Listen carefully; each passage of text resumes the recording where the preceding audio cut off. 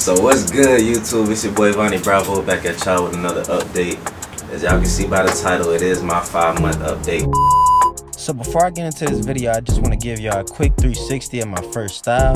For anybody wondering, yes, these are barrel twists, and yes, I did do them all by myself. But I'm not gonna hold you, this might be my first and my last time styling them until they're fully locked. And that's just because it's too tight and I don't want it to really interfere with the locking process. So without any further ado, let's get back to the video. I have a special guest with me today. Yes, sir. Jahashua or Yahashua, depending on who I'm talking to. What's happening with it? So this right here is my big brother, man, my blood brother. Yes, sir. We're about 2 or 3 years apart. You can probably see a little resemblance and whatnot, but as you can see, he has some very long locks. Yeah, very long. How long you been growing your locks? A minute, man.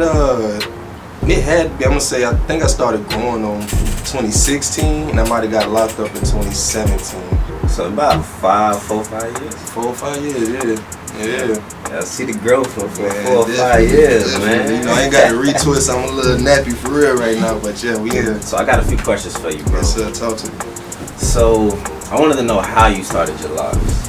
Shoot, you know how I'm on my little spiritual tip, man. I had my spiritual awakening around, I want to say 2015, and then around 2016, that's when I decided to grow it, man. I wanted to grow the antennas out, just further my spiritual experience, starting with this part of my expression. Strangely enough, growing up, it was very kinky, you know what I'm saying, what we call nappy. Around 17, 18, the texture started to change a little bit. It got a little more straighter. And I grew it out for about 6 months, and then when it got it twisted up, then it took about 6 months to lock up, but that's definitely how the journey started right there. Yeah. And do you know how many locks you had?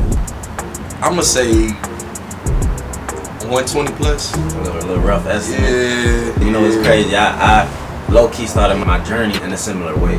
You know, as far as just wanting to grab my antennas and wanting to increase the connection that I have with the source.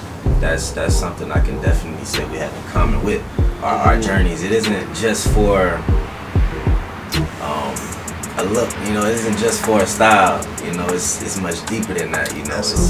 It's an extension of ourselves, you know. And let me tell you, you know, when starting your journey, it does help to have purpose, a little more meaning behind it than just aesthetics, because, you know, that infamous ugly stage, you know what I'm saying? That infamous ugly stage. Yes. That one right there, yeah, man, you need some willpower, some discipline for that one, fam. Because there's gonna be some times, you know what I'm saying, when you might miss that second week, you gotta retwist it, you look a little rough, you know what I'm saying? That fro started to peak back out, so you definitely want to have a little, you know what I'm saying, drive or motivation behind it, or something to kind of keep you steadfast, because you are gonna have some trying times in that journey, especially the first 6 months to a year.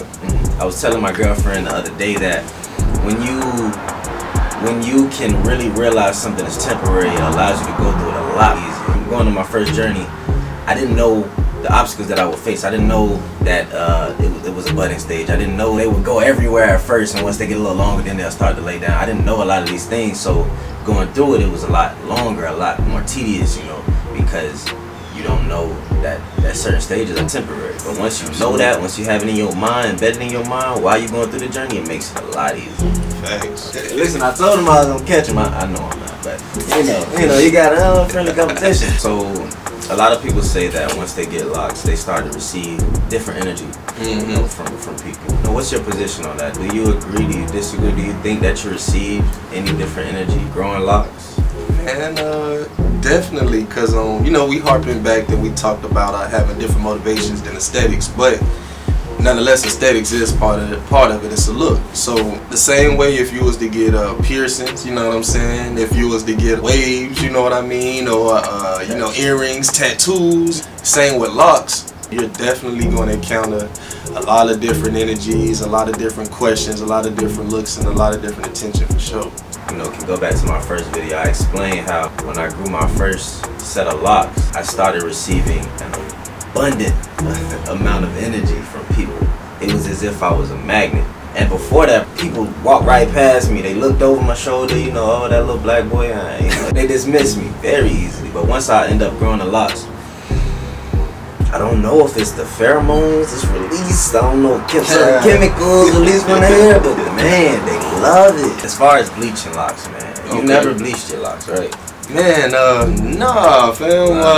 And I might have to give that nod to my Haitian homeboy a few years ago named Whitney Man, back in from where Willie from? Goddamn, Pompano, I think, down in South Florida. Willie had locks. I think it was like 3 years in. I was thinking about doing it, cutting the size a little bit, maybe 2 or 3. You know what I'm saying? Doing the fade. I was feeling aesthetics, like we was talking about.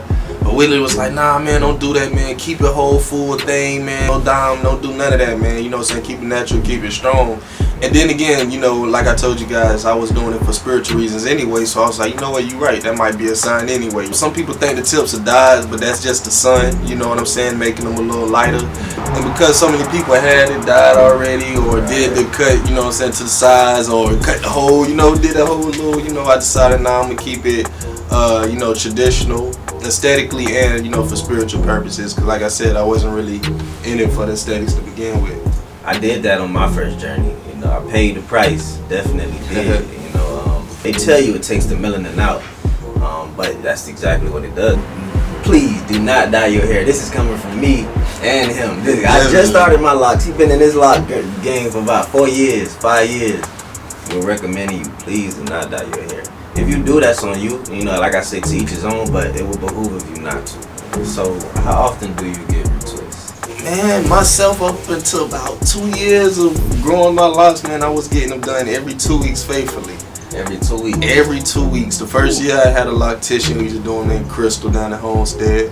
And shout out to Crystal, what's happening? Crystal down at Homestead, and I had moved to Atlanta with my pops. When doing so, I started taking on the lock process by myself. And but even then, I was still doing it every 2 weeks for about a year until I finally decided to slow down. But I got to be honest, at least after a year or so, a year and a half, you know what I'm saying, or you got a little time where you actually are locked up. You want to get some time sometimes between them locks so your roots don't thin out, and that's something I've learned. I agree. With retwisting it every 2 weeks, do you feel like that was excessive when you were doing it, or it was needed at the time? I felt, especially within the first year, I felt like it was needed. I remember he did have straighter hair than you know what? That's a good point, because that was part of the reason. Especially within the first year, I had to stay on it, and maybe that started my consistency with it. But yeah, because my hair was a little bit straighter, it took a little longer to lock. And so I kind of stayed on it, especially with it being short. I guess I just wanted them to lock as soon as possible, so I would always stay retwist them every 2 weeks. But yeah, like I said, once they get locked and they matted good, man, give them a rest, you know what I'm saying, every now and then. Especially for the males, you can put a good tape line on your locks, you know what I'm saying, even though they're not completely retwist, you know what I'm saying, on the beard, and you good. You still gonna get that, if you aesthetically get your locks, you still gonna get that attention, you know what I'm saying. So for my first journey, I retwisted it every 2 weeks. My hair wasn't as straight as his was, so it locked pretty quick. But I still did it every 2 weeks, and that was because of the aesthetics, because I wanted to keep up the look of it.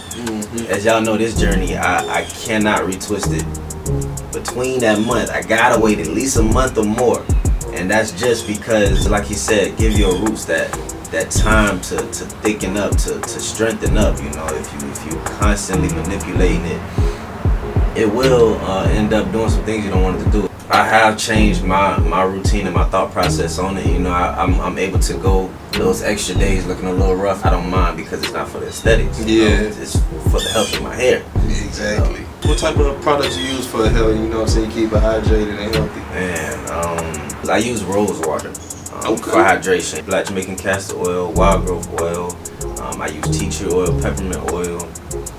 And I would also recommend you guys do your research on your different oils and the difference between a carrier oil and a sealant oil, because it matters. A lot of people are using Black Jamaican castor oil the wrong way and not receiving the fullness of benefits that they could receive. It's a whole breakdown on which oils to use when. And, you should definitely do your own research on that. See what products work well with your locks and scalp. Right. But definitely I use the oil, one of the oils that agrees with my scalp, my hair. Right. I'll hydrate it first, you know, with the water, you know what I'm saying? Maybe a day, get your little spray bottle, spray a little, you know, in your scalp and stuff. Make sure you get that water. You need water for everything in life. Your body's 70% water. Gotta have that water and hydrate. Gotta put that water in the scalp.